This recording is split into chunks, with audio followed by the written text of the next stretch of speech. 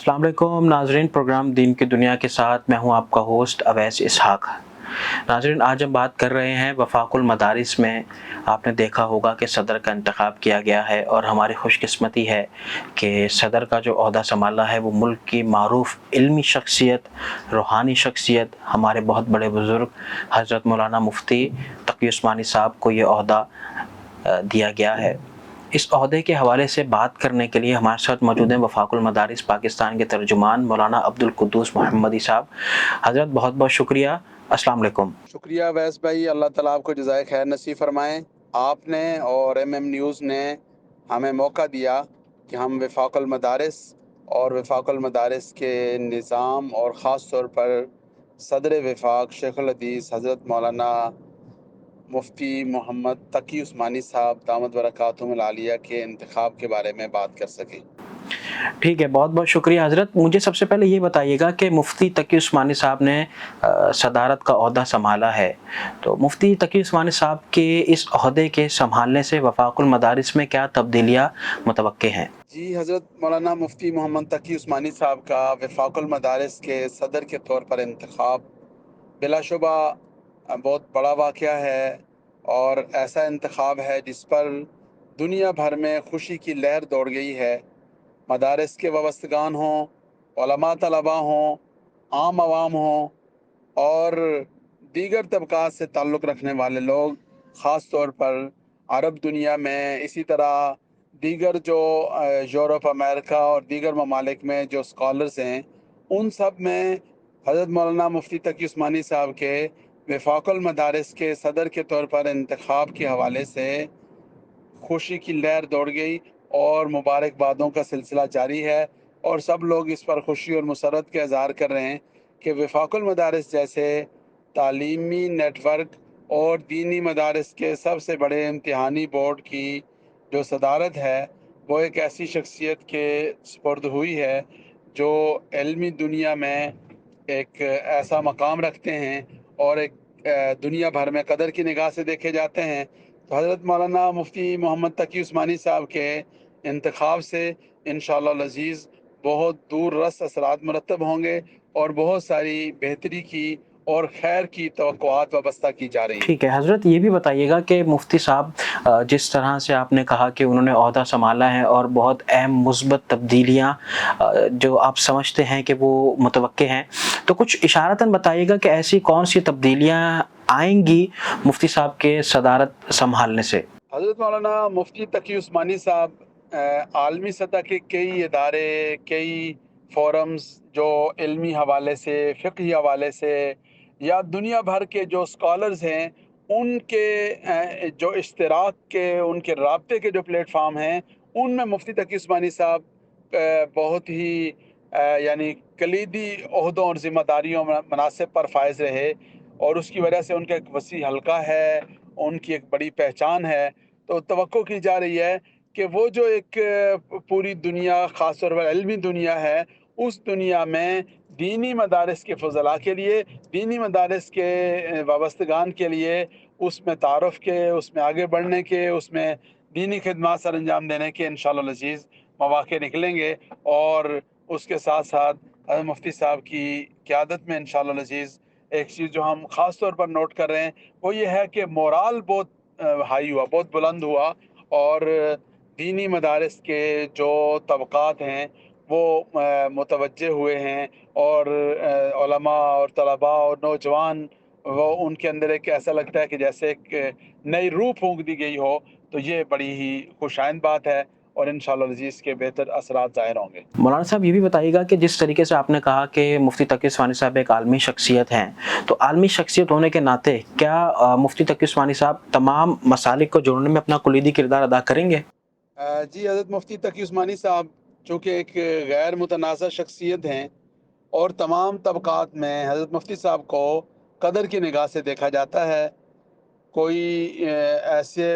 लोग, ऐसे उलमा, ऐसे तलबा जो किसी भी तंज़ीम से वाबस्तगी रखते हैं और किसी किस्म के जो है वो ख़यालात या अफ़कार के हामिल हैं, सब के सब हज़रत मौलाना मुफ्ती तकी उस्मानी साहब को यकसां एहतराम देते हैं और सिर्फ़ उलमा तलबा नहीं, बल्कि ज़िंदगी के दीगर शोबों में भी حضرت مولانا مفتی محمد تقی عثمانی صاحب کو قدر اور احترام کی نگاہ سے دیکھا جاتا ہے، اس لیے حضرت مفتی صاحب کے اس انتخاب کے ذریعے سے جو وفاق المدارس ہے اس کی اجتماعیت میں، اس کی یکجہتی میں اور اس کے باہمی جوڑ میں انشاءاللہ العزیز اضافہ ہوگا، اور وفاق نام ہی اجتماعیت کا ہے، وفاق نام ہی جوڑ کا ہے، اور حضرت مفتی تقی عثمانی صاحب کے آنے سے انشاءاللہ العزیز اس میں مزید استحکام آئے گا۔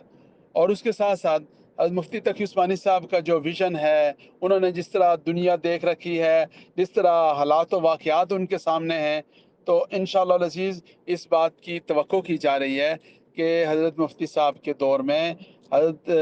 جس طرح ہمارے وفاق المدارس کے جتنے سابقہ صدور گزرے، الحمدللہ ہر دور میں وفاق المدارس کو یہ اعزاز رہا ہے کہ اس دور کی سب سے نمایاں اور بڑی ہستیاں وہ وفاق المدارس کی صدارت کے منصب پر فائز رہیں، اور آج کے عہد میں حضرت مفتی تقی عثمانی صاحب جو کہ بڑے سب سے عالم ہیں، تو ان کا انتخاب کیا گیا۔ تو جیسے دیگر حضرات کے ادوار میں وفاق المدارس نے ترقی اور عروج اور کامیابیاں حاصل کی، انشاءاللہ العزیز حضرت مفتی صاحب کے دور میں یہ سلسلہ آگے بڑھے گا، اس میں مزید بہتری آئے گی۔ ہمارے سابقہ صدر حضرت مولانا ڈاکٹر عبدالرزاق سکندر صاحب رحمۃ اللہ علیہ، وہ عرب دنیا میں ان کا بہت اثر و رسوخ تھا، ان کے عہد میں وفاق المدارس کا بہت سارے ایسے علاقوں میں، ایسی جامعات میں، ایسے تعلیمی حلقوں میں تعارف ہوا جو اس سے پہلے نہیں تھا، اور اس سے پہلے حضرت مولانا شیخ سلیم اللہ خان صاحب رحمۃ اللہ علیہ کا دور تھا۔ حضرت شیخ سلیم اللہ خان صاحب رحمۃ اللہ علیہ کا جو دور ہے وہ مدت کے لحاظ سے وفاق المدارس میں سب سے طویل دور سمجھا جاتا ہے، اور اس طویل دور میں وفاق المدارس آفاق تک پہنچا، دنیا بھر میں پہنچا، اور جس طرح اللہ رب العزت نے اس ادارے کو ایک عروج نصیب فرمایا، اور اللہ رب العزت نے عالم اسلام کی طرف سے بہت سارے ایسے اعزازات سے وفاق المدارس کو نوازا، اور اللہ رب العزت نے ایسے مواقع عطا فرمائے، تو بلا شبہ انشاءاللہ العزیز اس سے پہلے بھی جو ہمارے اکابر تھے، اسلاف تھے، ان کے دور میں ہر دور میں الحمدللہ وفاق المدارس نے پہلے سے بڑھ کر ترقی کی، اور انشاءاللہ العزیز حضرت مولانا مفتی تقی عثمانی صاحب کے دور میں امید ہے کہ مزید جو ترقی ہوگی، کامیابیوں کا عمرانی کی منازل ہوں گی، وہ انشاءاللہ العزیز طے کی جائیں گی۔ ٹھیک ہے، مفتی صاحب یہ بھی بتائیے گا کہ یہ جو ایک نیا معاملہ چل رہا ہے دیگر بورڈز بنانے کا، تو اس میں مفتی تقی عثمانی صاحب اپنا کیا کردار ادا کر سکتے ہیں؟ جی، یہ جو نئے بورڈز ہیں ان کے حوالے سے مفتی تقی عثمانی صاحب کے انتخاب کے بعد یہ امید تو پیدا ہوئی ہے کہ انشاءاللہ امید ہے کہ وہ لوگ اپنے فیصلے پر نظر ثانی کریں گے، اور جو اجتماعیت کو چھوڑ کر انہوں نے الگ راستے اختیار کیے، انہیں چھوڑ کر واپس آ جائیں گے، اور اس پر غور ہوگا، اس پر بات ہوگی، اور اس پر کچھ پیش رفت کا امکان تو ہے، لیکن کچھ بھی اس بارے میں کہنا قبل از وقت ہوگا۔ تھوڑا سا معاملات آگے بڑھیں گے تو اندازہ ہوگا کہ اس صورتحال کا مستقبل کیا نکلتا ہے، لیکن بہرحال حضرت مفتی تقی عثمانی صاحب کا انتخاب ایک ایسا واقعہ ہے، ایک ایسا موقع ہے کہ جس پر نظر ثانی کی جانی چاہیے، اور یہ جو صورتحال بنی اور اس کی وجہ سے جو ایک انتشار کی کیفیت ہے، یہ تشویش کی صورتحال ہے، یا ایک اس کے بارے میں یہ خدشات ظاہر کیے جا رہے ہیں، تو ان کے تدارک کے لیے عملی طور پر اس پر کام کرنا چاہیے، اس پر مفاہمت کی، اس پر کم از کم بات چیت کی جو راہیں ہیں انہیں کھولنا چاہیے، تو انشاءاللہ امید ہے کہ بہتری کے امکانات پیدا ہوں گے۔ ٹھیک ہے، مفتی صاحب مجھے آخری سوال کا جواب دیجیے گا، وہ یہ کہ ہم نے یہ چیز دیکھی ہے کہ دینی مدارس میں اکثر یہ بات کی جاتی ہے کہ دنیاوی تعلیم نہیں پڑھائی جاتی، اور اسی طرح دینی مدارس کے جو اساتذہ ہیں وہ یہ بات کرتے ہیں کہ جو دنیاوی تعلیمی ادارے ہیں ان میں دینی تعلیم نہیں پڑھائی جاتی، تو اس معاملے کو آپ کس نظر سے دیکھتے ہیں؟ دیکھیے، دینی مدارس دینی تعلیم کے ادارے ہیں، دینی مدارس سے یہ توقع رکھنا کہ یہ اپنے اس بنیادی تشخص کو چھوڑ کر، اپنے بنیادی ہدف کو چھوڑ کر، اپنے بنیادی مقصد کو نظر انداز کر کے